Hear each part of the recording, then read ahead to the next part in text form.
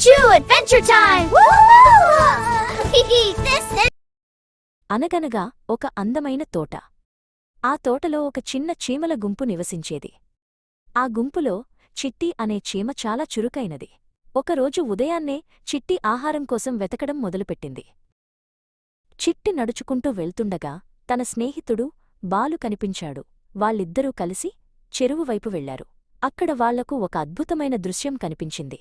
గడ్డిలో ఒక పెద్ద రొట్టెముక్క పడి ఉంది. అబ్బా, ఎంత పెద్ద రొట్టె ముక్క! ఇది మన గుంపు అందరికీ సరిపోతుంది అని చిట్టి సంతోషంగా అంది.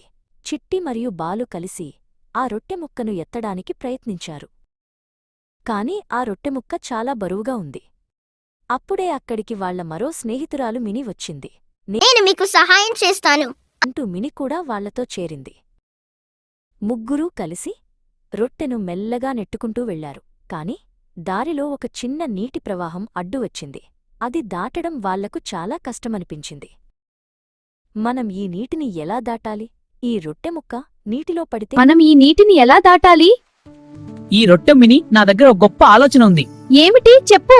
మనం ఒకరి చేతులు ఒకరం పట్టుకుని ఒక వంతెనలా మారదాం. అప్పుడు మిగిలిన వాళ్ళు మిగిలిన వాళ్ళు రొట్టెను తీసుకువెళ్లవచ్చు అని చిట్టి చెప్పింది.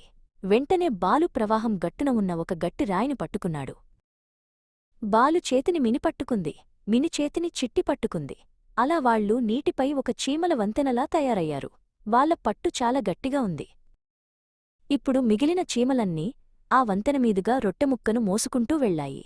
వంతెనగా ఉన్న చిట్టి మరియు మిని ఎంతో ధైర్యంగా నిలబడ్డారు. రొట్టెముక్క సురక్షితంగా అవతలివైపుకు చేరుకుంది.